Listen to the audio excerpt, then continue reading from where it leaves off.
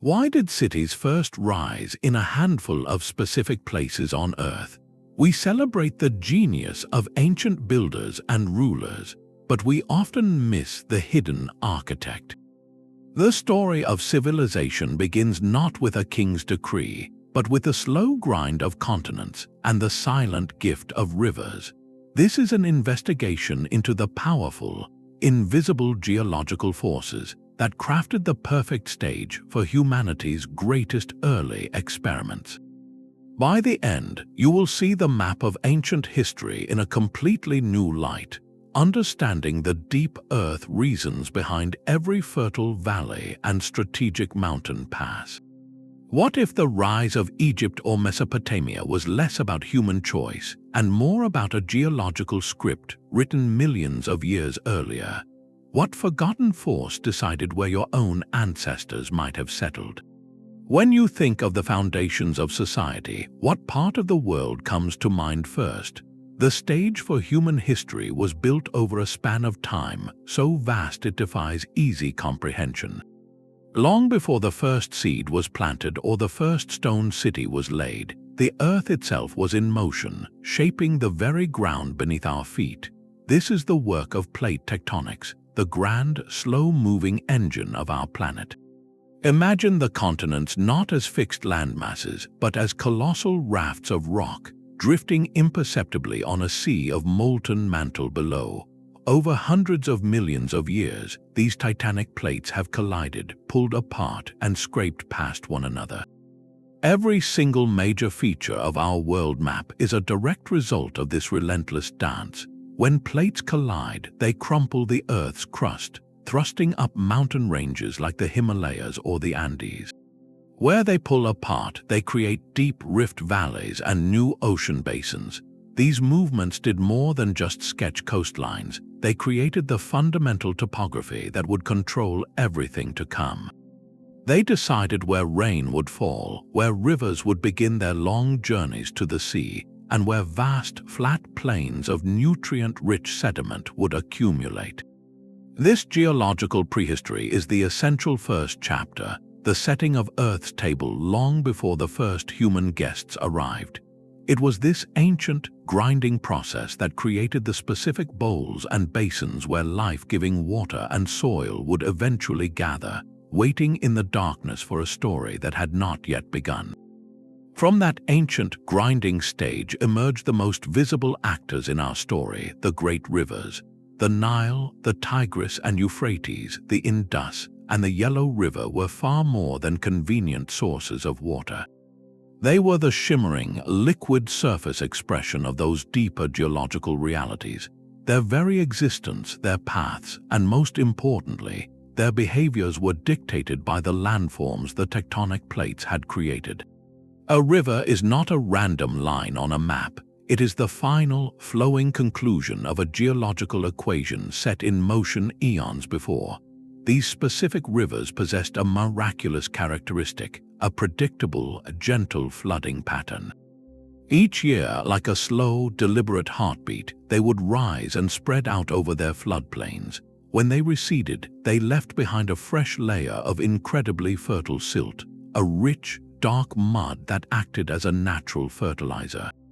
This annual gift of renewal meant the soil never became exhausted. Farmers could return to the same field season after season, generation after generation, producing surplus food without having to constantly clear new land. This was the foundation of stability. It allowed for permanent settlements to grow into towns and towns into the first cities. Now, contrast this with other parts of the world. Some regions had rivers, but they were too violent and unpredictable, carving deep gorges instead of wide, fertile valleys. Others were too seasonal, vanishing for long periods and leaving communities stranded. Some rivers carried only coarse sand or infertile gravel, unable to sustain intensive agriculture. The geological lottery had created a handful of perfect hydrological machines, and it was in these specific floodplains that the equation of water, soil, and climate aligned to whisper a possibility to humanity. The gift was not merely water, it was time, consistency, and abundance, all flowing from the mountains to the sea. But that dark, life-giving mud left by the rivers was itself a geological masterpiece. This was not ordinary dirt. It was a concentrated legacy of entire mountain ranges, patiently pulverized and delivered over millions of years. To understand its power, we must look at its origin, sedimentary rock in motion. The great rivers acted as colossal conveyor belts. They gathered fine particles of rock, minerals, and organic matter eroded from distant highlands, carrying this suspended cargo for thousands of miles. Where the river's current finally slowed upon reaching a flat plain or a delta, it could no longer hold this material. The particles settled out of the water, layer upon delicate layer, century after century. This process created the deep, soft, mineral-rich beds we call alluvial plains. The fertility was in the minerals themselves. Rocks from the mountains were rich in elements like potassium, phosphorus, and calcium, essential nutrients for plant growth. Each annual flood was like gently tilling and fertilizing the fields with a fresh infusion of these powdered mountains. Now, consider the counterexample, the tropical rainforest. Its soil is famously thin and poor. The intense heat and constant rain there leach minerals straight out of the ground, leaving behind a hard, red clay that is nearly sterile. The incredible biodiversity of a rainforest exists in a fragile loop above the ground, not within it. Or look at the ancient shield continents, like much of Canada or Scandinavia. Their bedrock is incredibly old and stable, worn flat by eons of ice and wind. The soil there is often shallow and has been static for so long that its nutrients were depleted long ago. It could not support the intensive, repetitive agriculture needed for a city. The magic of the Nile Silt or the Yellow River's Loess was its dynamic nature. Loess, that fine, wind-blown sediment that built the plains of northern China, is so fertile it feels almost like flour. It holds moisture beautifully and is easy for ancient tools to work. This was geology's ultimate gift, a self-renewing garden that required no advanced chemistry to understand, only the wisdom to plant seeds in its soft, dark embrace. The first farmers did not choose these places because the soil was good. They were drawn to places where the very earth was actively, persistently creating goodness. These fertile plains, however, were not isolated paradises. They were born from violence, from the most dramatic geological events our planet knows. To find the source of that rich Nile silt or the waters of the Tigris, you must look to the horizon, to the towering walls of rock we call mountains. Their creation is a process called orogeny, a mountain-building event of almost unimaginable force. This is where the story truly begins. When continental plates collide, they do not simply stop. They push against one another with relentless pressure, crumpling the Earth's crust like a sheet of paper, forcing it upward mile after mile over millions of years. The Himalayan range, the roof of the world, is the product of such a collision, and its uplift is still ongoing today. Similarly, the Zagros Mountains, which curve around the northern edge of the Persian Gulf, rose from another ancient tectonic crunch. These were not passive backdrops. These upheavals were the ultimate engines of civilization. First, they became the water towers of continents. Their towering peaks captured moisture from the atmosphere, forcing clouds to rise, cool, and release their burden as rain and snow. This precipitation gathered into streams, then rivers, that flowed down from the highlands, carving the very valleys that would become cradles of culture. Every drop that watered Mesopotamia began as snowmelt in the Taurus and Zagros ranges. Second, these mountains were the quarries for the fertile plains below. The same erosive forces of ice, wind, and water that fed the rivers also scoured the mountains themselves, grinding solid bedrock into the mineral-rich powder that became the life-giving silt. The mountains were literally feeding the lowlands piece by tiny piece with their own substance. But orogeny had another, more subtle effect that proved just as decisive. It sculpted the very climate around these emerging civilizations. This is the rain shadow effect. As moist air is pushed up the windward side of a mountain range, it drops all its moisture as rain or snow.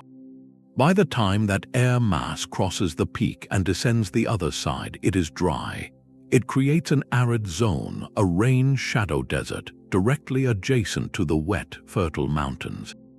Look at the map of ancient Mesopotamia. To the north and east, the rugged, rain-drenched peaks of the Zagros and Taurus. To the south and west, the vast, dry expanse of the Syrian and Arabian deserts. This geological arrangement created a powerful funnel. It concentrated all the water, all the fertile sediment, into one narrow, blessed corridor between the mountains and the desert. Human activity was not just attracted to the river valleys, it was effectively corralled there by the surrounding harshness. The deserts were not just empty space, they were barriers that defined and protected these early centers of innovation.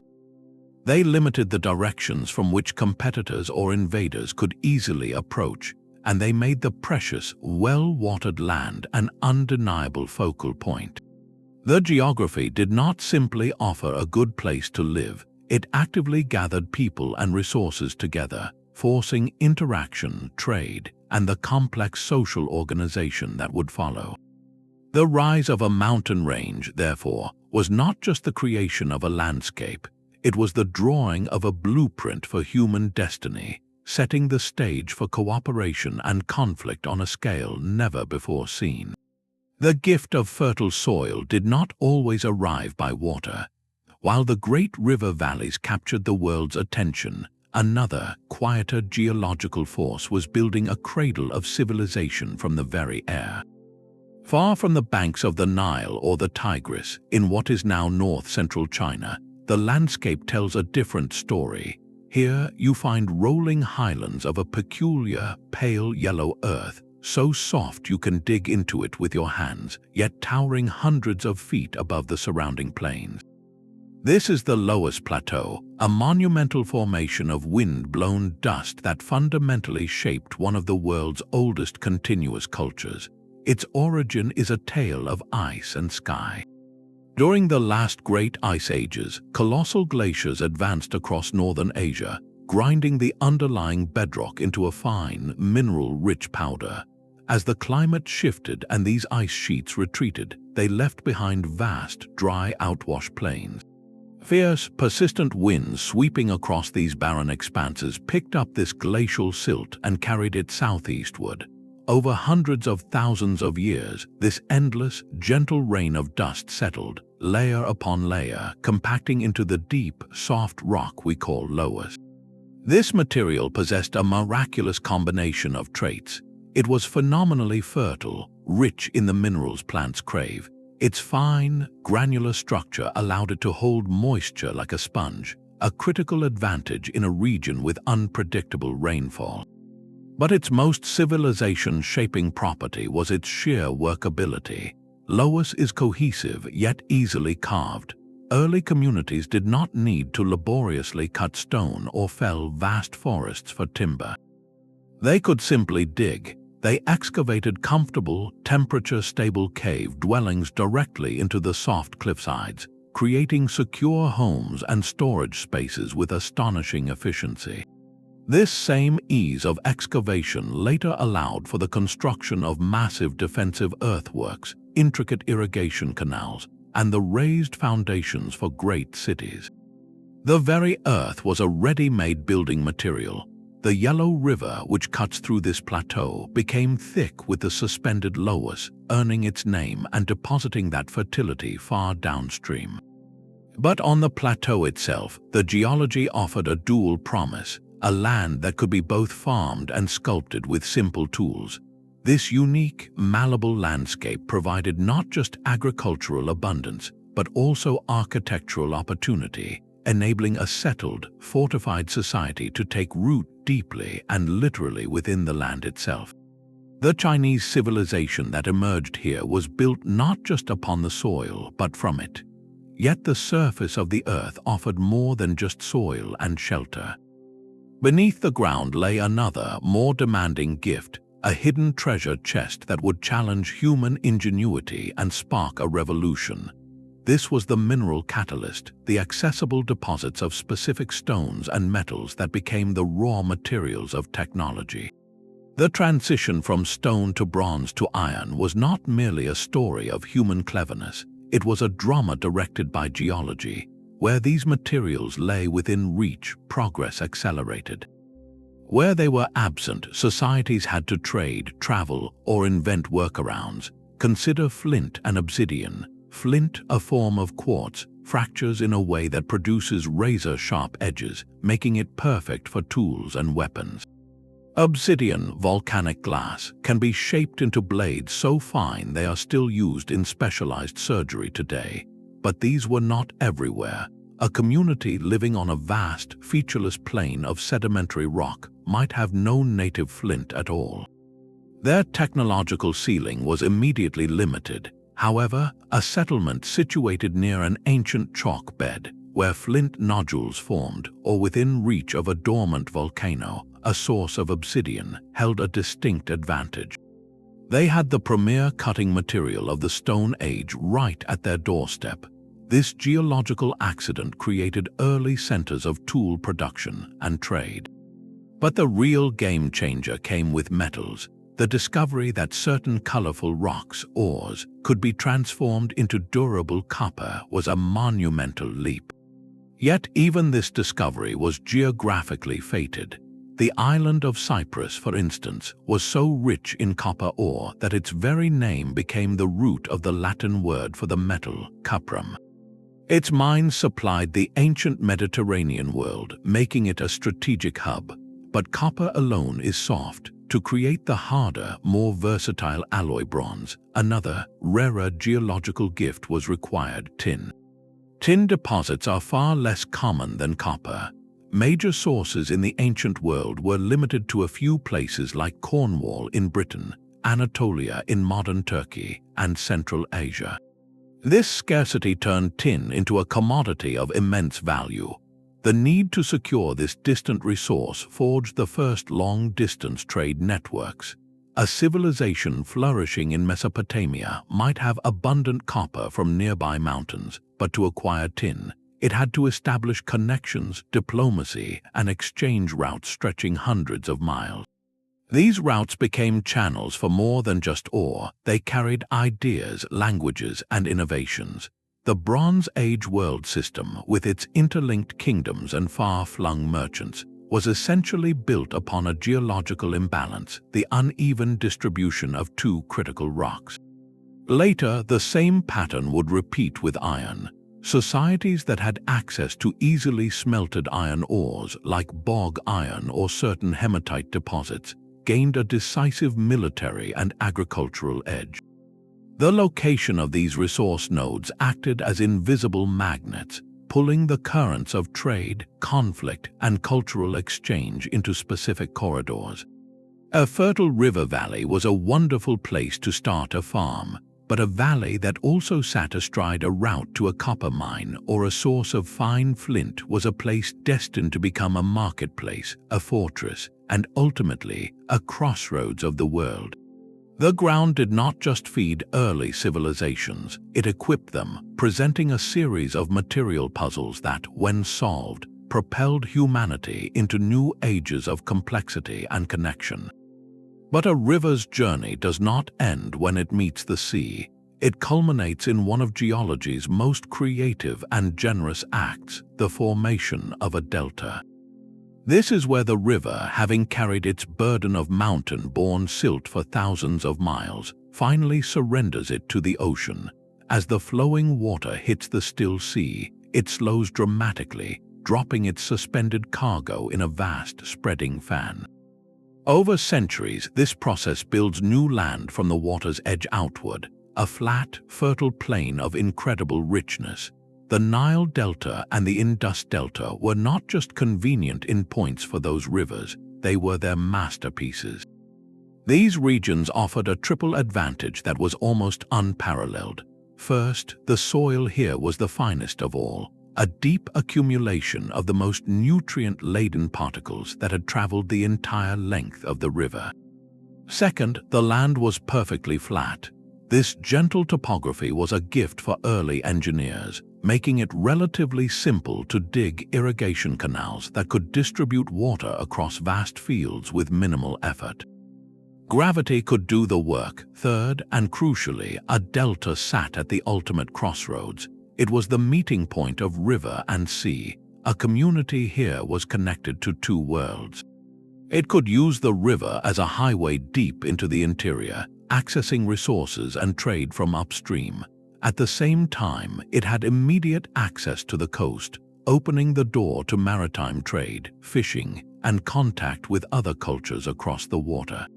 A delta was a self-sustaining economic engine, fertile farmland backed by a bustling port. Now, picture a different kind of coastline. Imagine steep, rocky cliffs plunging directly into deep water, with little to no flat land between the mountains and the sea. These dramatic landscapes, while beautiful, presented immense challenges for early farmers. There was scarcely any soil to farm, no easy way to create large irrigation networks, and often no safe natural harbors for boats. The sea here was a barrier, not a gateway. It offered resources like fish and shellfish, but it could not support the large-scale agriculture needed to feed a growing urban population. The geological choice was stark. One type of coast gathered soil and opportunity, creating a wide, welcoming platform for civilization. The other type withheld it, forcing communities to remain small, scattered, and often nomadic.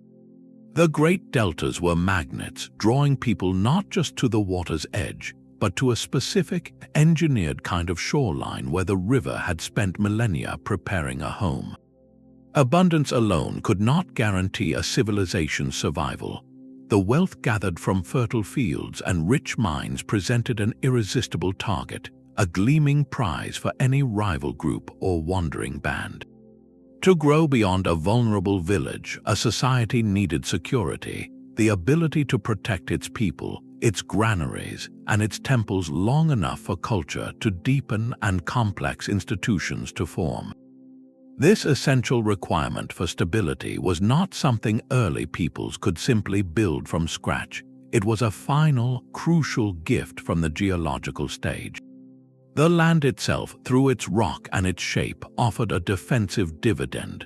Across the world, we see the same pattern. Communities that flourished did so in places where nature had already constructed formidable walls.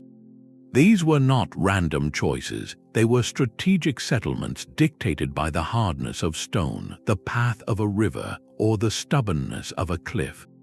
In the American Southwest, the ancestral Pueblones built their stunning settlements into the sheer faces of mesas and canyon walls. A mesa is a geological fortress, a flat-topped mountain with steep, often vertical sides carved by millennia of wind and water erosion. The rock itself, often a resilient sandstone cap over softer layers beneath, resisted collapse. Building on the mesa top or within its alcoves meant that access was limited to a few easily watched paths. Attackers would be exposed, struggling upward while defenders could rain down projectiles from above. The very rock provided temperature regulation and hidden storage spaces. Their security was a direct product of specific erosion patterns acting on specific rock strata. Far across the world, the Phoenician city of Tyre took this concept to its logical extreme. Originally founded on a coastal mainland settlement, pressure from invaders forced its inhabitants to seek an unassailable refuge. They found it just offshore on a rocky island of hard limestone. The sea became their moat, a wide, churning barrier that no ancient army could easily cross without a fleet. The limestone bedrock provided a stable foundation for towering walls and dense urban construction. Tyre became a maritime superpower precisely because its geology made it nearly impregnable from the land, forcing it to look seaward for its destiny. Its security, and thus its legendary commercial success, was born from a specific combination of coastal tectonics and durable rock. In the Andes, the Inca and their predecessors mastered a different kind of geological defense, the mountain pass. Their cities and storehouses were often placed in high valleys, accessible only by a few narrow trails that wound through treacherous, cloud-shrouded passes. These routes were not arbitrary. They were the only viable paths carved by glaciers and rivers through an otherwise impassable wall of young, jagged mountains, the product of ongoing tectonic collision. An invading force unfamiliar with the thin air and sudden weather would be funneled into these deadly choke points where a small defending force could hold off an army. The geology did not just provide a barrier, it created a predictable, controllable gate. Even the great river valleys offered a subtle defensive moat. A wide, flooding river is a significant obstacle, dividing landscapes and forcing would-be conquerors to master boat building or find a scarce, defensible ford. The communities that first mastered these waterways held a double advantage. They commanded the fertile land and controlled the crossing points. In every case, the message from the earth was clear: to accumulate the surplus that fuels art, writing, and science, you must first be able to guard it. The most innovative cultures often emerged not in the easiest landscapes, but in those where geology provided a perfect balance of bounty and bastion, where the land gave them both a garden and a garrison. The security of stone and river allowed cultures to grow, but their very survival depended on something even more fundamental: the consistency of the sky itself. The rain that fed the crops, the winds that filled the sails of trade ships, the very rhythm of the seasons were not random acts of weather. They were the final, dynamic expression of the geological stage. The continents themselves acting as colossal thermal masses, and the mountain ranges, standing as immense barriers to the atmosphere, functioned as a planetary climate engine. Their arrangement on the globe decided where life-giving rain would fall and where punishing drought would reign. Consider the vanished Tethys Sea, a vast, shallow ocean that once separated the ancient supercontinents of Laurasia and Gondwana. Its warm waters acted as a massive heat reservoir, influencing atmospheric circulation across the entire eastern hemisphere. As the African and Indian plates drifted northward, colliding with Eurasia, this great sea was slowly crushed out of existence, its seabed thrust upward to become the Himalayas and the Tibetan Plateau. The death of the Tethys and the birth of these towering highlands fundamentally rewrote the climate of Asia. The new plateau, heated by the sun, began to function like a gigantic thermal chimney, drawing moist air inland from the oceans during the summer months. This is the very mechanism that creates the powerful South Asian monsoon, a seasonal deluge upon which billions depend today. Without that specific tectonic collision, that specific geological uplift, the monsoon as we know it would not exist. The climate that fostered the Indus Valley civilization was therefore a direct and recent consequence of continental movement. This pattern repeats everywhere. The stable, predictable climate of the Fertile Crescent, with its reliable winter rains and long, dry summers perfect for grain cultivation, was a gift of its unique placement. It sat in a sweet spot, influenced by moisture from the Mediterranean Sea to the west and the Persian Gulf to the south, yet sheltered from extreme desert aridity by the surrounding mountain ranges. The geology created a climatic cradle, a zone where weather patterns became routines, where farmers could confidently plant with expectation of a harvest. Contrast this with regions just a few hundred miles away, trapped in the rain shadow of a mountain chain or on the wrong side of a continental air mass, where agriculture was a desperate gamble against the elements. The ground beneath our feet did more than provide soil, it scripted the very weather that would water it. But the grand rivers and monsoons were not the only hydrological script written by the earth. For communities far from those life-giving arteries, survival depended on a subtler, hidden kind of water. This was groundwater, a secret reservoir locked within the very bones of the planet. Its emergence at the surface created the most precious of all landscapes in the ancient world, the oasis. An oasis is not a random accident of greenery in a desert. It is the visible signature of a vast, underground geological system called an aquifer. Picture an aquifer as a natural storage tank within the earth. It forms where layers of porous rock, like sandstone or fractured limestone, lie sandwiched between layers of impermeable rock, like clay or solid granite. Over centuries, rainwater from distant mountains or rare desert storms slowly percolates down through the ground, filling these porous layers like a colossal, slow-motion sponge. The water becomes trapped, held under pressure by the weight of the rock above. In places where the land surface dips low enough or where a crack or fault line cuts through the impermeable cap, this pressurized water finds an escape route. It bubbles up to the surface as a spring, creating a permanent pool of fresh water in the midst of absolute aridity. This is the hydrogeological lifeline. The location of an oasis was never random. It was a precise geological intersection, a leak in the Earth's plumbing that spelled the difference between life and death. The ancient city of Jericho, one of the world's oldest continuously inhabited settlements, owes its existence to just such a spring. The Ain-es-Sultan spring gushed forth from a fault line at the base of the Judean mountains, providing a reliable, year-round water source that allowed for agriculture and permanent habitation in the Jordan Valley long before large-scale irrigation was possible. Its water was a direct gift from the aquifer fed by rainfall on the distant highlands. Across the vastness of the Sahara, a desert that seems utterly inhospitable, a string of oases like Siwa or the Mzab Valley formed vital waypoints. These were not mere puddles, but often substantial pockets of fertility, supporting date palms, gardens, and entire towns. They existed because deep beneath the sea of sand, ancient aquifers, some filled during wetter climatic periods thousands of years ago, still held their water, releasing it slowly at specific points dictated by the underground rock structure. These oases became the indispensable nodes on trans-Saharan trade routes. Caravans carrying gold, salt, and ivory across the deadly expanse could only travel from one known water source to the next. The geography of trade, therefore, was not drawn by merchants on a map, but by hydrogeologists writing in stone millions of years prior.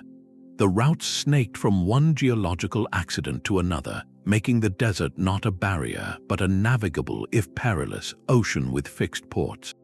Accessing this hidden water required ingenuity, a direct response to the geological gift. The simplest technology was the well, a vertical shaft dug down until it reached the water table within the aquifer. But in regions where the water table was deep or the surface soil unstable, more sophisticated methods emerged. The qanat, an ancient Persian invention that spread across the Middle East and North Africa, is a masterpiece of subsurface engineering. It is a gently sloping tunnel dug back into the foothills of a mountain range until it intercepts the water-bearing layer of an aquifer. The tunnel then carries the water, purely by gravity, for miles to the surface at a lower elevation, where it can irrigate fields and supply a settlement.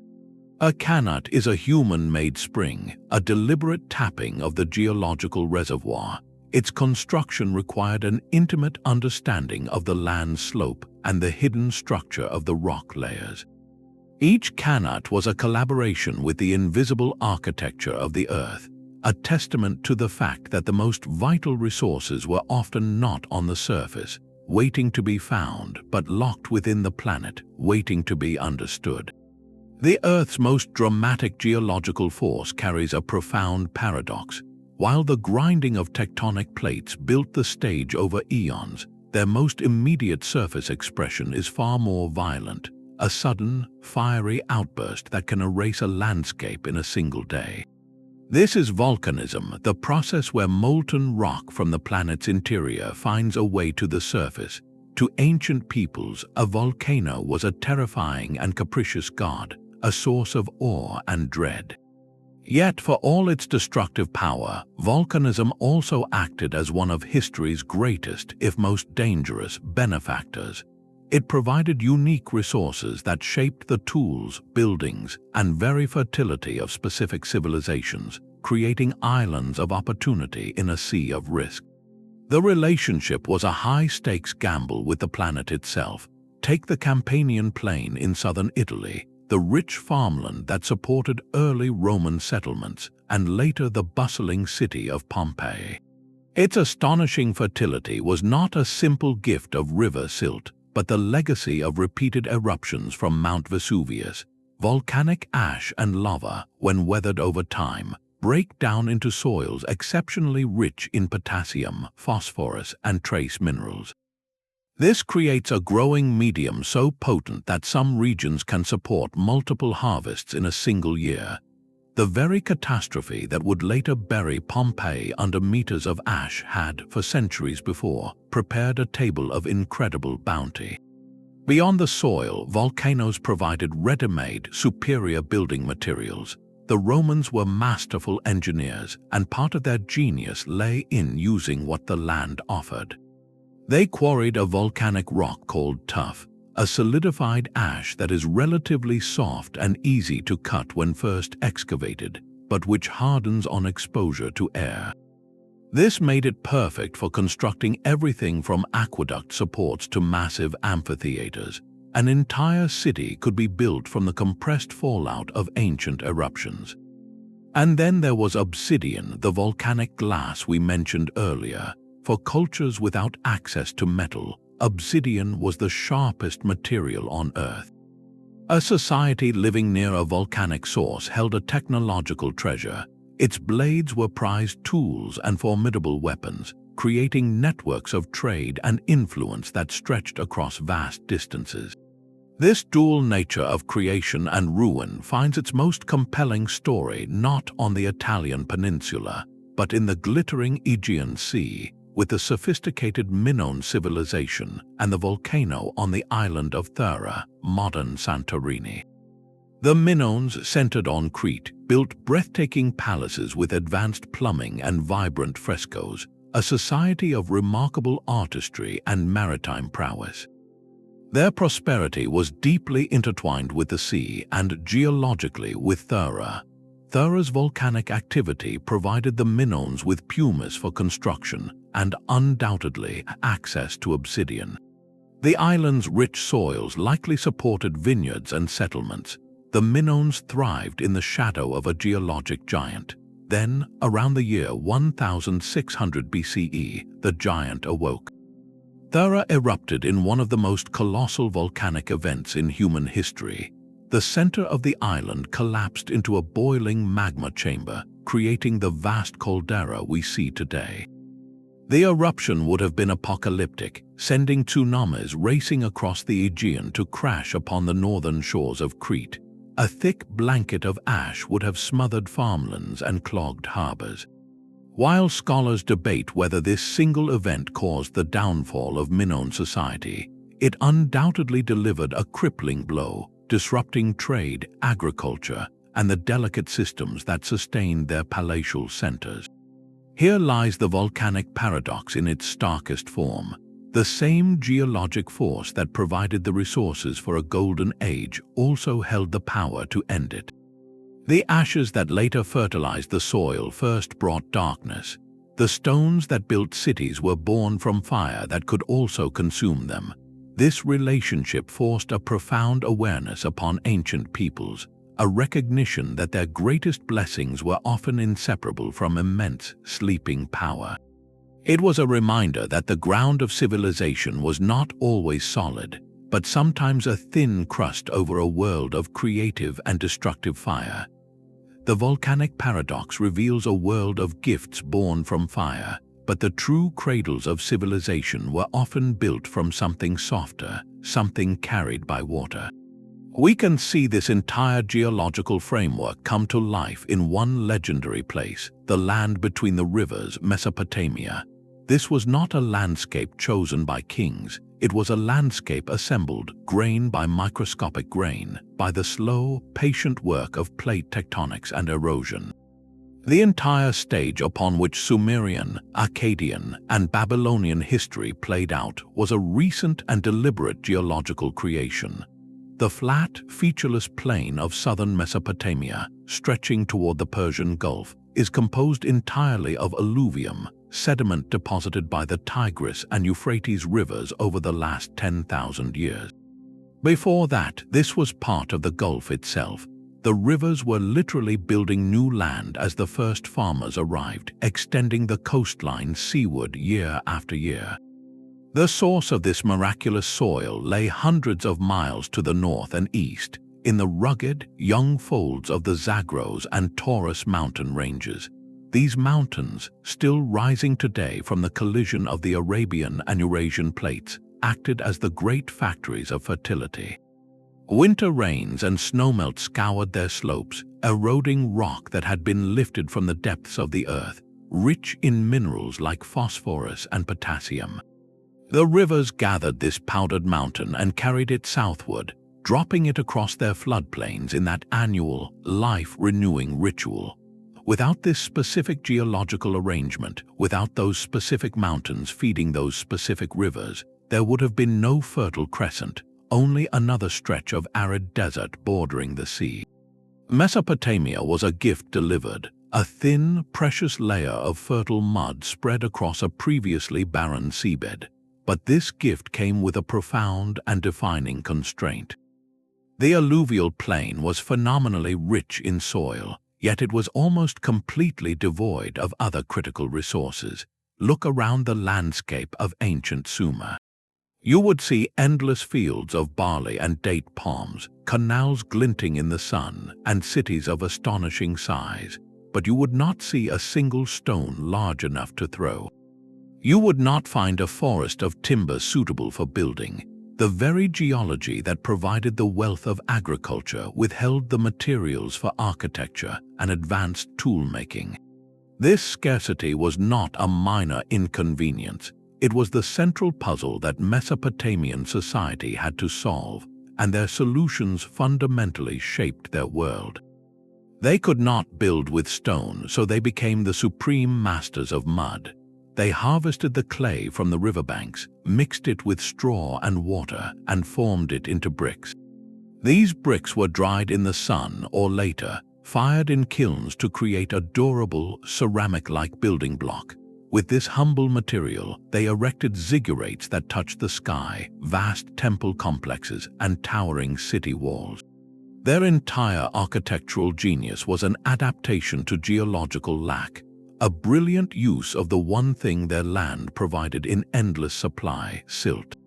The very word for this region, alluvial plain, dictated its city's substance. The need for stone, timber, and metals like copper and tin could not be ignored, however.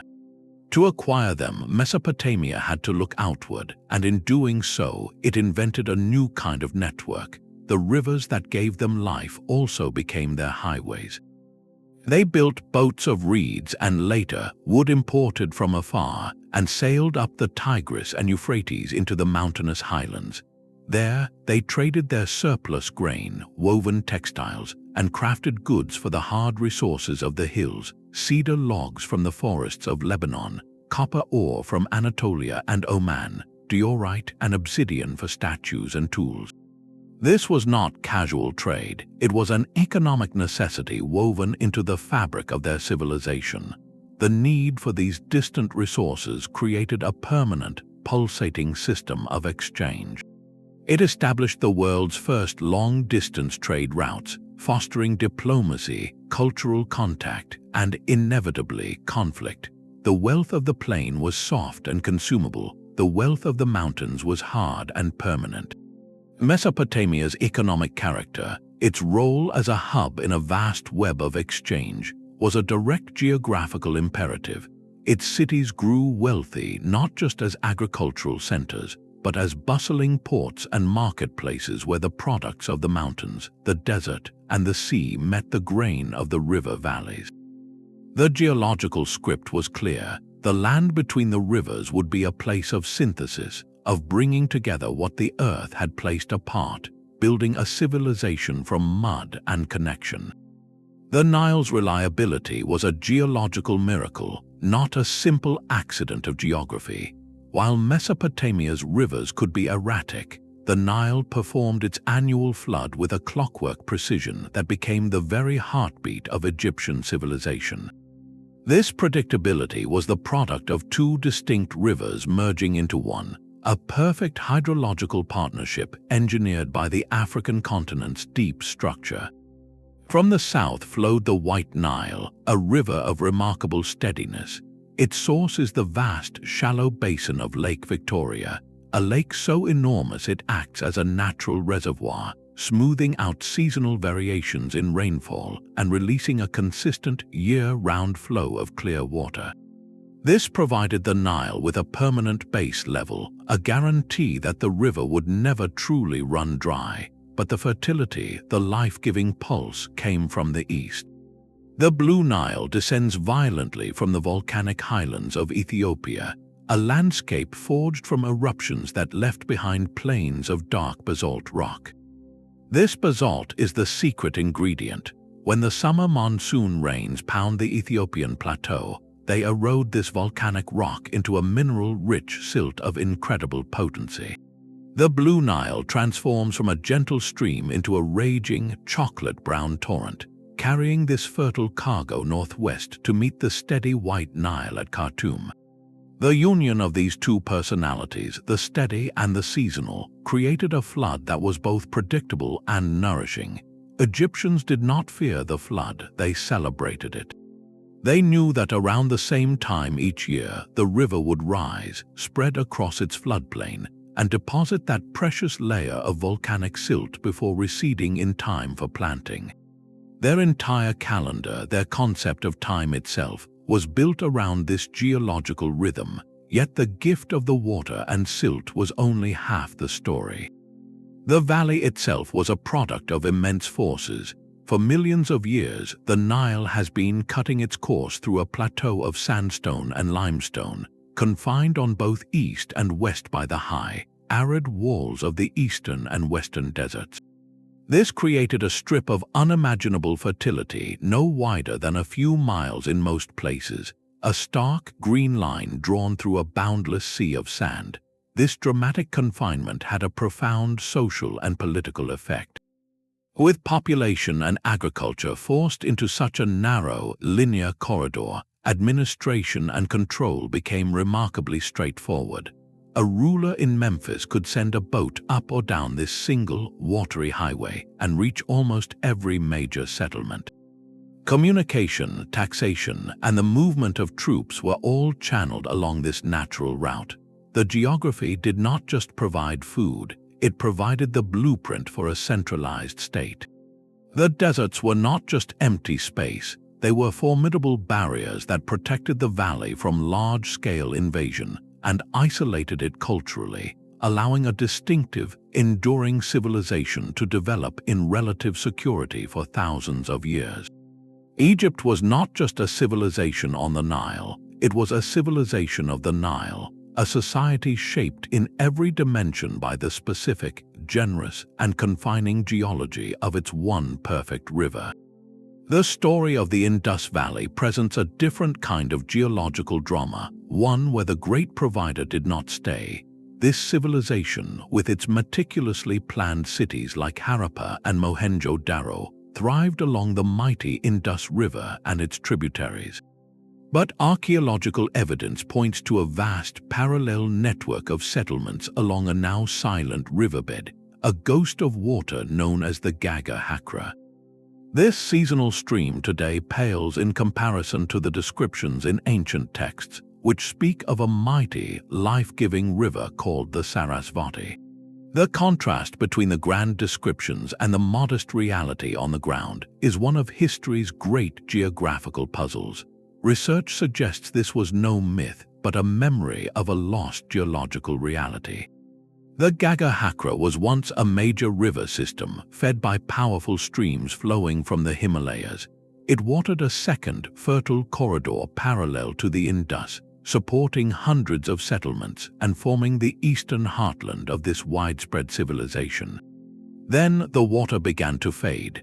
The river's decline was not a sudden catastrophe, but a slow, relentless change in the very plumbing of the landscape. Geologists point to two profound earth processes that may have conspired to steal the water. The first is the ongoing, colossal uplift of the Himalayas. As the mountains continued their slow rise, the land to the south also buckled and shifted.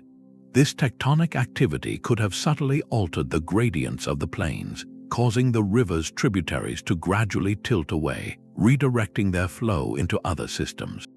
The second, more dramatic process is known as river capture. Imagine two rivers flowing parallel to one another, separated by a ridge of land. Over time, the more aggressive river, often steeper and faster, erodes its valley backward like a saw cutting through wood. Eventually, it can cut through that dividing ridge and pirate the headwaters of its slower neighbor. The powerful Sutlej and Yamuna rivers, major tributaries of the Ganges, are prime suspects. Geological evidence indicates they may have once flowed into the Ghaggar-Hakra system, but were later captured, their waters abruptly diverted hundreds of miles away. This was a geological theft on a continental scale. The result was a slow-motion environmental transformation. The Great Sarasvati dwindled, becoming increasingly seasonal, then unreliable, before its main channel finally surrendered to the desert sands. For the communities that depended on it, this was not an instant crisis, but a creeping challenge that unfolded over generations. The reliable surplus of water and silt that supported large, centralized urban populations began to falter. The response was not a sudden collapse, but a strategic, centuries-long adaptation. The archaeological record shows a gradual shift in population eastward, toward the more reliable waters of the Ganges basin, and a move toward smaller, more self-sufficient settlements better suited to a less predictable water supply. The story of the Indus Valley, therefore, is not simply one of a civilization vanishing, but of a society transforming in direct response to a changing stage. Its people were not passive victims of a dried-up river, but active participants in a long adaptation, their fate a powerful testament to the fact that the geological forces that build a cradle of civilization are never truly still, and that humanity's greatest skill has always been learning to dance on a shifting floor. The Yellow River did not just water the fields of ancient China, it sculpted them with a heavy, deliberate hand. Its name comes from the immense load of yellowish silt it carries, a burden so great it visibly colors the water for hundreds of miles. This was not ordinary soil, it was the very substance of the Loess Plateau, that vast, soft highland of wind-blown dust we explored earlier. The river acted as a geological conveyor belt, relentlessly carving into the plateau's fragile edges. With every rainstorm, the loose, granular loess would wash into the river's tributaries in staggering volumes, transforming the Yellow River into one of the most sediment-laden waterways on Earth. This created a landscape of profound contradiction. The silt was a gift of phenomenal fertility, depositing rich minerals across the North China Plain. But the river that delivered it was volatile and unpredictable, prone to sudden, catastrophic floods that could drown entire regions or change its course entirely, leaving settlements stranded and fields barren. The riverbed itself, clogged with so much settling silt, would rise higher than the surrounding plain, forcing communities to build ever higher dikes to contain it. This created a terrifying hydraulic reality, a river that flowed above the rooftops of the villages it was meant to sustain. Managing this powerful, capricious force was not a task for individual farmers or isolated villages. It was a challenge that demanded collective action on an immense scale. Containing the Yellow River required the coordinated labor of thousands of people to build and maintain hundreds of miles of dikes and embankments. It required a unified plan to dig massive irrigation canals that could distribute the silt-laden water across vast tracts of land, while also providing drainage to prevent destructive flooding. This was engineering on a continental scale, a project that crossed the territories of countless clans and tribes. The necessity to organize this labor, to allocate resources, and to enforce the maintenance of these shared waterworks created a powerful social and political imperative. It fostered the early development of centralized authority, of rulers and administrators who could command the manpower and coordinate the logistics needed to keep the river in check. The legendary Yu the Great, a figure from China's mythical dawn, is celebrated not as a conqueror, but as a hydraulic engineer who tamed the floods by dredging channels and directing the waters to the sea. This story, whether myth or rooted in memory, captures a fundamental truth. The genesis of Chinese statecraft may be intimately linked to the need to manage its most generous and most dangerous geological feature. The mandate to rule was, in a very real sense, a mandate to control the water.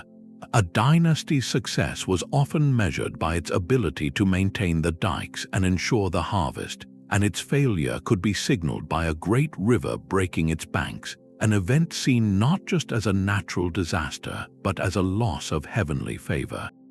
The soft, yielding Loess of the Plateau and the turbulent, silt-choked river it created did more than feed a civilization. They demanded its organization, shaping a political culture where central control and large-scale coordination were not just advantageous, but essential for survival. High in the thin air of the Andes, a civilization faced a world turned on its edge. Here, the relentless upward thrust of the Nazca Plate diving beneath the South American plate did not create gentle, rolling hills, but a breathtaking spine of jagged peaks and deep, knife-cut valleys. This extreme vertical landscape presented a problem unlike any faced in the flat river deltas of Mesopotamia or the wide Nile corridor. In most early societies, a farmer could walk for miles and remain within the same ecological zone, growing the same crops under similar conditions. In the Andes, walking just a few miles could mean a descent of thousands of feet, moving from frozen tundra to temperate valleys to subtropical lowlands. No single elevation zone contained all the resources a community needed to thrive. The high Puna grasslands were perfect for grazing llamas and alpacas, and held deposits of obsidian. The temperate middle valleys offered ideal conditions for growing potatoes and quinoa. The warm, lower valleys and jungle fringes could produce cotton, fruits, and coca leaves. To access this full spectrum of life's necessities, Andean societies invented a revolutionary strategy, the vertical archipelago. Instead of trying to control a continuous horizontal territory, they established satellite colonies at different altitudes, sometimes hundreds of miles from their home settlement. A community based in a high mountain valley would send members to establish a permanent outpost in a distant, lower valley to grow cotton, while another group might manage a high-altitude herding station. These islands of production, scattered across the vertical map, were all connected back to the political and cultural core. Goods flowed along ancient trails, with wool and meat coming down and fruit and cotton coming up. This was an economic and social system born directly from geological necessity, a brilliant human adaptation to a world where the tectonic collision had stacked ecosystems like layers on a shelf. The mountains did more than just dictate where to farm. They offered a treasure that would define an empire. The same violent tectonic forces that crumpled the landscape also forged incredible mineral wealth deep within the Earth's crust.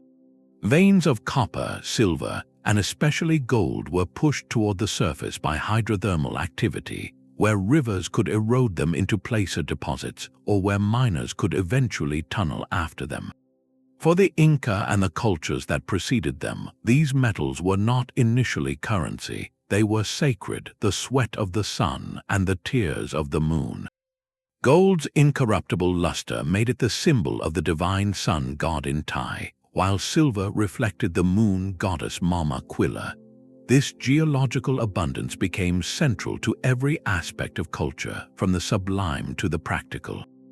It adorned temples in breathtaking quantities, fashioned into life-sized sculptures of plants and animals, and was woven into the finest textiles for royalty. The very identity of the ruling class was intertwined with this gift from the mountains, a literal embodiment of their connection to the celestial powers. Yet the earth that gave such wealth was never still. The same subduction zone that built the mountains and concentrated the metals also generated relentless seismic activity. Earthquakes were a constant and terrifying reality.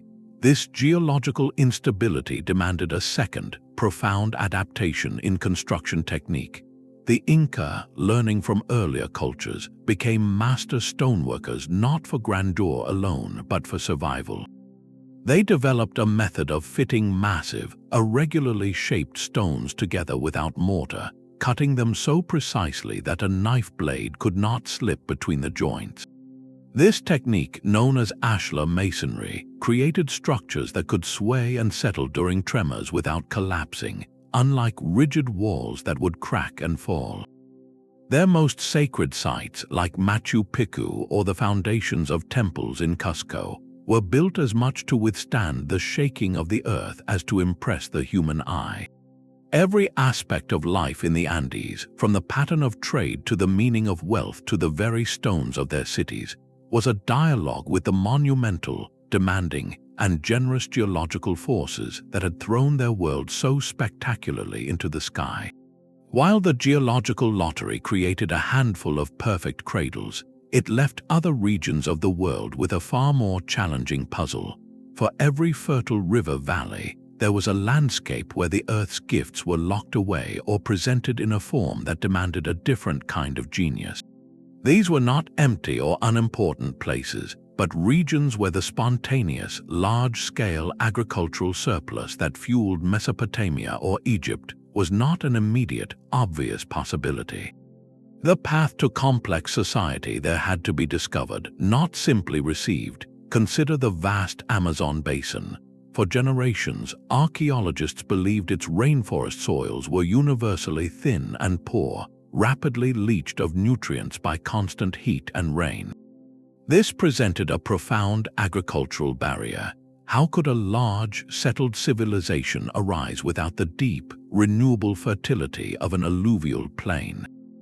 The answer, we now know, was not in the soil nature provided, but in the soil humans learned to create. Recent discoveries of terra preta, or dark earth, reveal patches of incredibly fertile, human-made soil scattered across the Amazon. These are not natural deposits, but the result of centuries of intentional management by indigenous communities. They enriched the land with charcoal from controlled burns, food waste, and other organic matter, building up a rich, self-sustaining substrate that could support intensive agriculture. This means civilization in the Amazon did not wait for a geological gift, it engineered one. The story here is not of a river's bounty, but of human ingenuity transforming a geological constraint into an opportunity, a process that unfolded on a different, more decentralized timeline. Across the Atlantic, much of sub-Saharan Africa outside the Nile corridor faced a different hydrological challenge. Many of its great rivers, like the Niger or the Congo, are highly seasonal or flow through landscapes where the geology does not create wide, gentle floodplains ideal for simple basin irrigation. Their floods could be unpredictable, and their courses often cut through harder rock, creating rapids and gorges rather than spreading life-giving silt across flat expanses. This did not prevent sophisticated societies from emerging, but it shaped them differently. It encouraged agricultural strategies built around diversity and resilience rather than monoculture surplus. Communities developed intricate knowledge of drought-resistant crops, practiced agroforestry, and mastered water conservation techniques suited to their specific local conditions. The rise of large kingdoms often correlated not with a single perfect river, but with the ability to manage and trade across a mosaic of microclimates and ecological zones. The geological script here was one of variation, demanding adaptation and local knowledge over a one-size-fits-all approach to farming. Then there is the fractured, mountainous landscape of Greece. Here, tectonic activity did not create a single, unifying river basin, but a shattered coastline and a labyrinth of isolated valleys separated by steep ridges and narrow seas. This geology actively discouraged the formation of a vast, unified empire on the scale of Egypt or Persia. Instead, it nurtured the independent city-state, the polis. Each valley, each island, became a natural fortress and a self-contained world. The sea, which was a barrier in other lands, became a highway, connecting these scattered communities and fostering a culture of maritime trade, competition, and exchange of ideas. The rocky, limestone-rich soil was poor for large-scale grain farming, but perfect for olive groves and vineyards, high-value crops that fueled commerce. The very fragmentation of the land, a geological fact, cultivated a political reality of fierce independence and direct citizen participation that would shape Western thought. In these regions, the rapid, centralized model born of a single perfect river was not the blueprint. Civilization emerged instead as a series of brilliant, localized solutions to specific geological puzzles, proving that human culture is not a single flower that blooms only in one type of soil, but a diverse garden that finds a way to grow almost anywhere. The very shape of the land decided not only where civilizations would rise, but how they would meet. While fertile valleys nurtured distinct cultures, the connections between them, the flow of goods, ideas, and innovations, were channeled through geological gateways. The world's great ancient trade routes were not drawn by merchants on a map. They were etched into the planet's surface long before. These paths of least resistance were the only viable corridors through a world of formidable natural barriers. A caravan could not simply march across the trackless sands of the Taklamakan Desert or scale the sheer face of the Hindu Kush. To move from east to west, they needed a way that offered water, relative safety, and passable terrain.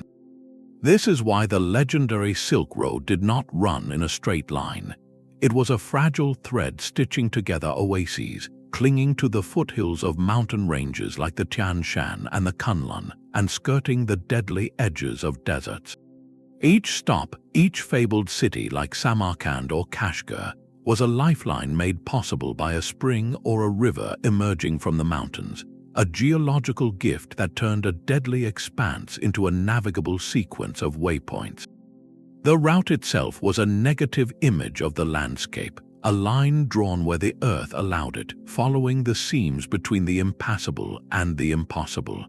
This same principle governed every corner of the ancient world. A mountain range is a wall, but it is rarely a perfect one. The immense pressure that thrusts rock skyward often creates fractures and faults. Over millennia, glaciers and rivers exploit these weaknesses, carving deep, narrow valleys and high, wind-swept passes. These became the only doors through the stone. Control of a key pass meant control of trade, of communication, of military movement. The Khyber Pass, linking the Indian subcontinent to Central Asia, is a geological fault line turned into a historical funnel, guiding armies and merchants for thousands of years. Similarly, navigable stretches of river were not continuous. A river might flow smoothly across a plain, perfect for boat traffic, only to erupt into impassable rapids or waterfalls where it crossed a band of harder rock. These geological interruptions created natural breakpoints, places where goods had to be unloaded, carried overland, and reloaded, giving rise to bustling portage towns and trade depots. The geography dictated the rhythm of commerce, creating nodes of exchange at very specific points where the earth changed its character. Perhaps no better example of geology crafting a network exists than the Mediterranean Sea. This is not a typical ocean. It is a nearly enclosed basin, a remnant of the ancient Tethys Ocean, nearly surrounded by young, crumpled mountain ranges like the Alps, the Apennines, and the Atlas. Its complex coastline, with countless peninsulas, deep bays, and scattered islands like Crete, Cyprus, and Sicily, is a direct result of this tectonic activity and changing sea levels. This geological design created a maritime playground of astonishing accessibility. From almost any point on its coast, a sailor was within sight of land or a short voyage from a safe harbor. The islands acted as stepping stones, allowing gradual voyages across open water. This was a sea made for connection. It fostered not one civilization, but many, who could interact with ease, trading olive oil for grain, copper for tin, and philosophies for myths. The prosperity of Phoenician, Greek, and later Roman maritime empires was built upon this accidental gift, a geologically crafted arena that made the sea a highway rather than a barrier. The patterns of human connection, from the camel trails of the Silk Road to the shipping lanes of the Mediterranean, reveal a profound truth.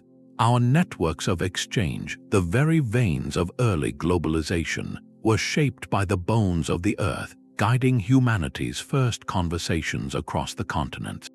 A civilization's greatest strength can become its deepest vulnerability.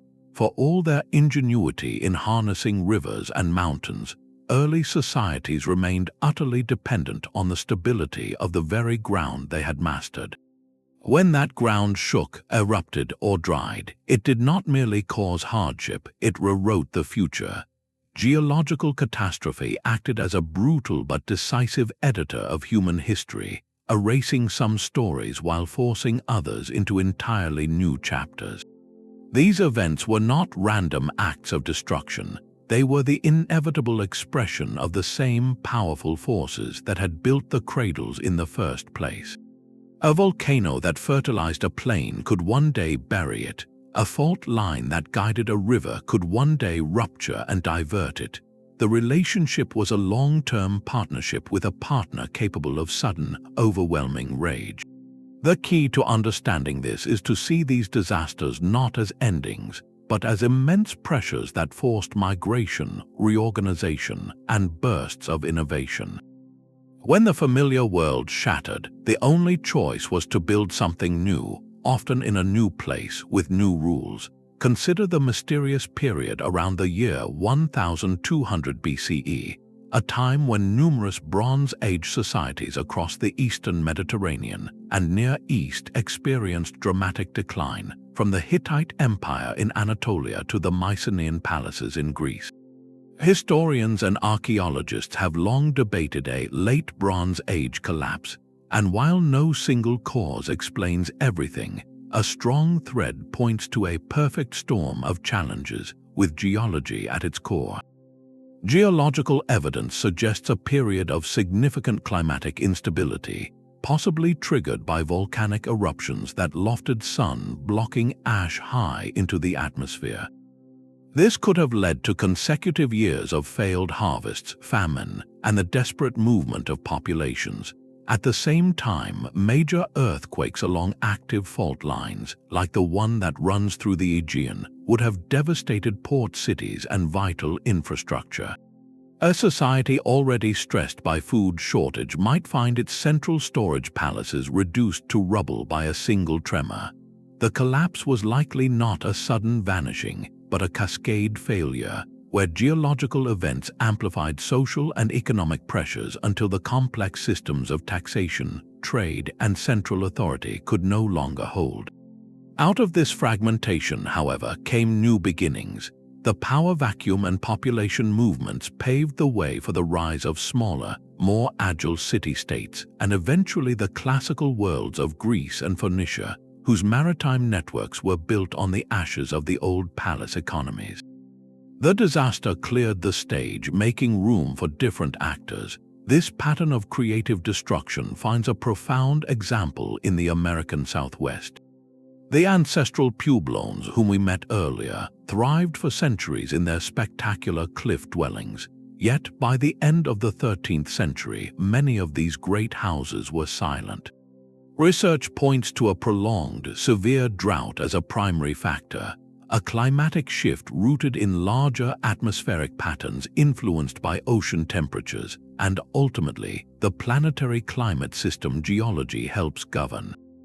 Decades of below-average rainfall would have pushed their sophisticated water management systems beyond the breaking point.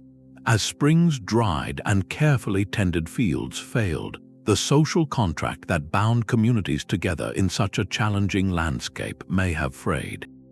The result was not extinction but a deliberate, strategic migration. Families and clans moved south and east, joining with other groups in river valleys like the Rio Grande, where water was more reliable. There, they pooled their knowledge, their architectural traditions, and their cultural practices, giving rise to the Pueblo communities that continue to thrive today. The abandonment of Mesa Verde was not a defeat. It was a difficult, necessary adaptation to a changing geological reality, a relocation that preserved their culture in a new form. In this light, catastrophe loses its purely destructive meaning. A volcanic eruption that blankets a region in ash also creates new, incredibly fertile soil for the next generation. A river that changes its course dooms one city but might give birth to another downstream. An earthquake that levels a temple built on unstable ground teaches later builders where and how to build more resilient structures. These events were the Earth's way of resetting the experiment, of presenting humanity with a new set of conditions. The societies that endured were not necessarily the strongest in the moment of crisis, but the most flexible, the ones willing to let go of a cherished location and carry their knowledge to a new landscape. The geological stage was never a static set piece. It was a dynamic, sometimes violent participant in the drama, constantly reminding its human actors that adaptation is the price of a long run. These stories are not just theories pulled from ancient texts. They are being confirmed today, chapter and verse, by reading the rocks themselves. Modern geology has become a kind of time-traveling detective agency, using tools that would seem like magic to the civilizations they study. To understand how we know the Sarasvati River once flowed or why the Yellow River carries such a specific color of silt, we must look to the methods that allow us to interrogate the Earth's own memory. One of the most powerful is sediment core analysis. Imagine driving a hollow tube deep into the mud of a dried-up lakebed or a river delta. When you pull it up, you have a vertical timeline, a layered record of everything that settled in that spot over thousands of years. Each layer is a page in a diary. Geologists can read the grain size, the pollen types trapped within, and the chemical signatures in the mud. A layer of coarse sand might tell of a violent flood. A sudden shift to fine, mineral-rich silt could mark the moment a river changed course and began depositing its load there. Tiny grains of pollen reveal what plants were growing nearby, painting a picture of a wet forest or a dry grassland.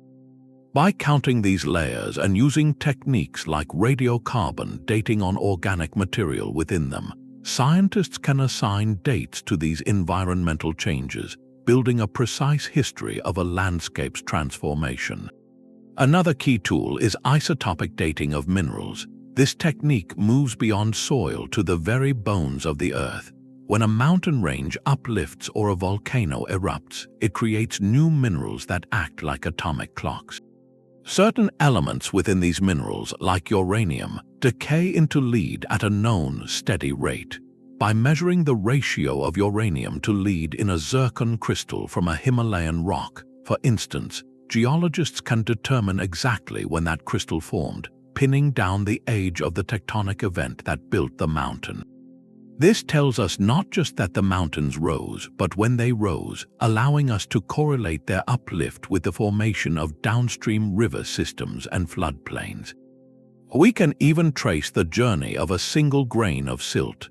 By analyzing the unique isotopic fingerprint of elements like strontium or neodymium within a silt sample from the Nile Delta, researchers can match it to the specific volcanic bedrock of the Ethiopian Highlands, proving conclusively where that fertile gift began its long journey.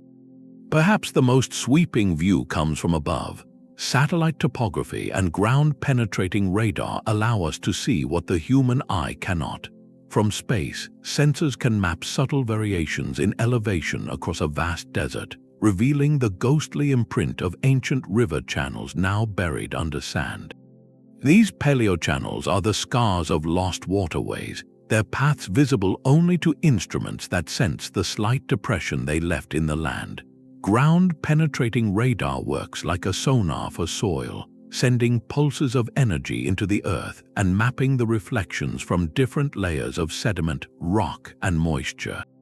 It can locate buried river gravels, identify the boundaries of ancient lake shores, and even find the foundations of settlements hidden beneath farm fields, all without digging a single hole. Together, these techniques form a powerful toolkit. They let us reconstruct the precise climate conditions that greeted the first farmers of Mesopotamia, measure the rate at which the Loess Plateau was built by ancient winds, and understand the seismic risks that shaped Andean architecture. The grand narratives of tectonic plates and river gifts are no longer just elegant ideas. They are supported by a library of physical evidence pulled from the ground and the sky. We are not simply interpreting history, we are forensically examining the scene of civilization's birth, and the Earth is yielding its secrets. This perspective, however, leads us to a critical crossroads of interpretation. If the land provided such a perfect script, did early civilizations merely read their lines from a geological prompt? To suggest so would be to erase the breathtaking scope of human creativity. The undeniable truth is that similar environments did not always produce identical societies. The Nile Valley and the Indus Valley, both gifts of predictable rivers and fertile silt, gave rise to profoundly different worlds, one of pharaohs and pyramids, the other of meticulously planned, egalitarian-seeming cities without monumental palaces. The geological stage was the same, but the human play was entirely original. This is the essential counterargument to what we might call strict geological determinism, the idea that our destiny was written solely in stone and river. Human agency, the power of belief, language, innovation, and sheer cultural choice, remains the vibrant, unpredictable actor in this story. A river valley offered the possibility of surplus, but it did not dictate whether that surplus would fund a theocratic state, a mercantile republic, or a network of trading clans. The mountains provided copper, but they did not command whether it would be shaped into sacred symbols, practical tools, or coins for commerce. The evidence for human ingenuity is everywhere, in the unique writing systems invented independently, in the distinct legal codes developed, and in the varied artistic expressions that flourished even in geologically similar settings. To overemphasize the land is to risk diminishing the brilliant, adaptive spark of culture itself. Yet, to ignore the land is to misunderstand the fundamental constraints and opportunities that shaped every decision. The most accurate view lies in a powerful partnership. Think of geology as setting the menu for a grand feast.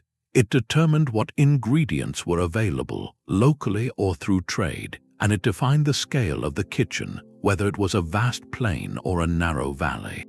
It presented the inherent challenges like seasonal floods or the need for irrigation.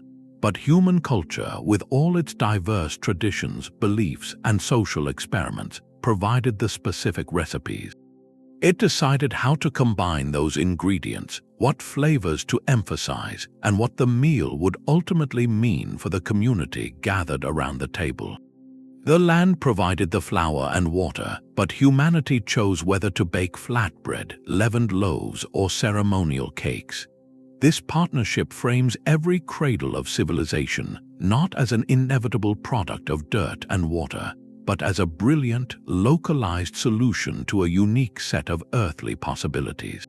It allows us to marvel at the common foundations while celebrating the stunning diversity of what was built upon them.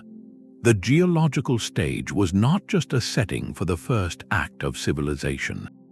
Its influence stretched forward in time, a deep current guiding the course of empires, economies, and nations long after the first city walls crumbled.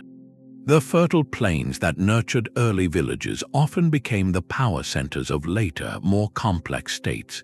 Consider the rise of Rome, a story that did not begin with marble temples, but with the humble soil of the Tiber River Valley. That valley was a geological gift, a patch of alluvial land rich enough to support a growing population, yet confined by surrounding hills that offered natural defense. The 7 hills of Rome were not just picturesque, they were strategic volcanic remnants providing easily fortified high ground. The river itself offered a navigable route to the sea and a salt-producing estuary nearby, an early economic asset. Rome's initial strength was not its legions but its geography, a fortunate combination of fertile land, defensible positions, and a connection to the wider Mediterranean world, all gifts from the same tectonic and volcanic processes that shaped Italy. The Roman Empire, for all its grandeur, was built upon the same agricultural surplus that fed Mesopotamia and Egypt, its political heart anchored in a geologically blessed valley. Centuries later, the map of global power would be redrawn not by the fertility of soil, but by the wealth locked within rock. The transition from agrarian to industrial society was at its core a shift in geological dependency. Nations that had once risen on the strength of their wheat fields now rose on the power of their coal seams and iron ore deposits. The Industrial Revolution found its most explosive expression in places like Britain's Midlands or Germany's Ruhr Valley, regions sitting atop vast, accessible coal measures formed from ancient swamp forests. This carbon, compressed over 300 million years, became the fuel for steam engines, forges, and factories. Nearby deposits of iron ore, often found in the same geological formations, provided the raw material for railroads, bridges, and machinery. The accident of where these resources lay underground decided which nations would lead the new age. A country with fertile farmland but no coal was left behind, while a rocky, once marginal region could suddenly become the engine of the world. The distribution of these mineral treasures, a legacy of prehistoric climates and tectonic settings, dictated the economic and political landscape of the modern era.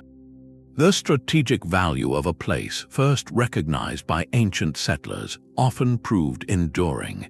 A location that offered security to a Neolithic village could become the unshakable fortress of a medieval kingdom or the capital of a modern nation. Look at the city of Istanbul straddling the Bosporus Strait. This is not just a beautiful location, it is a geological masterstroke of strategic value.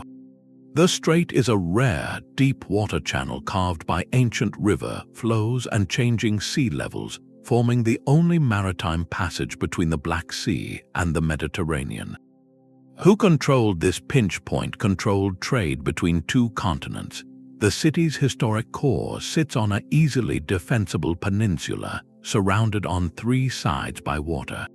This combination of a natural choke point and a formidable natural fortress made it the coveted capital of the Byzantine and later Ottoman empires for over 1,500 years. Its enduring importance was not an accident of politics, but a function of immutable geography. Similarly, the mountain passes of the Khyber or the Brenner, carved by glaciers and rivers through otherwise impassable rock, remained the decisive gates for armies and trade routes for millennia, their control sparking countless conflicts. The geology that provided defense to early communities continued to write the rules of military and economic strategy, making certain points on the map eternally significant.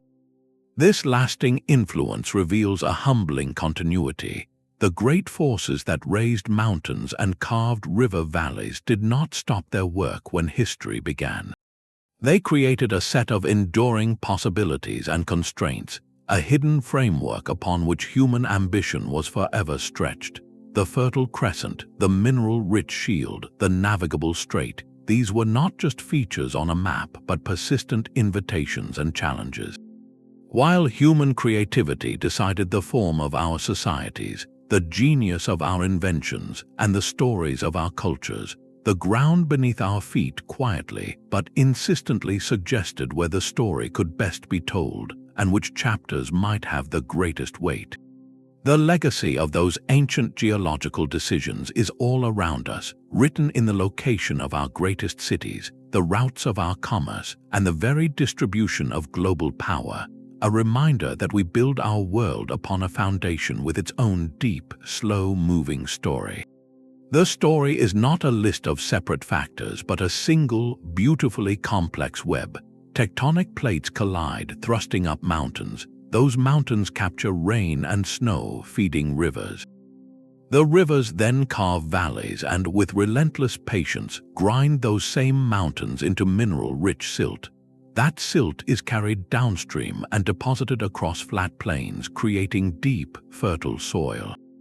The arrangement of these mountains also sculpts the local climate, creating rain shadows that corral moisture into specific corridors. And deep within the uplifted rock, veins of metal and deposits of useful stone are concentrated, waiting to be discovered. Each of these processes is a link in a chain, and each chain is intertwined with the others. This is the interconnected Earth system in action, a planetary engine that over millions of years produced only a handful of narrow sweet spots on the globe.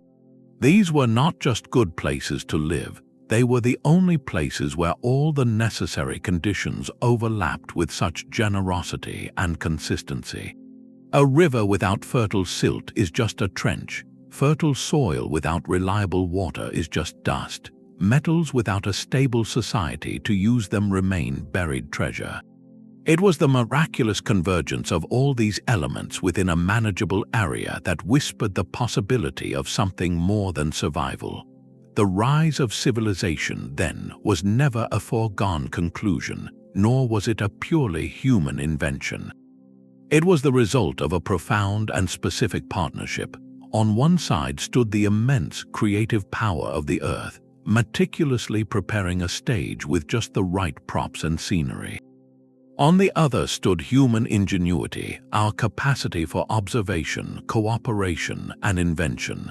The geological script presented the opportunity, the environmental puzzle with a potential solution. Human culture provided the creativity to solve it, to take the gift of predictable floodwaters and engineer irrigation canals, to take the mud of the riverbank and fashion it into bricks and cities, to take the distant source of tin and build a network of trade to reach it. One gave the raw ingredients and the kitchen, the other devised the recipe and cooked the feast. This partnership explains why similar environments could birth such different societies, and why some promising landscapes never saw a great civilization rise. The geological lottery created the potential, but it was the human response, shaped by countless cultural choices, beliefs, and chance historical events, that determined the final form. We stand today as the heirs of that ancient collaboration, our world still deeply shaped by where the mountains rose, where the rivers chose to flow, and where the Earth, in its slow and generous labor, once decided to build a garden. The ruins of ancient cities and the faded lines on historical maps now tell a deeper story.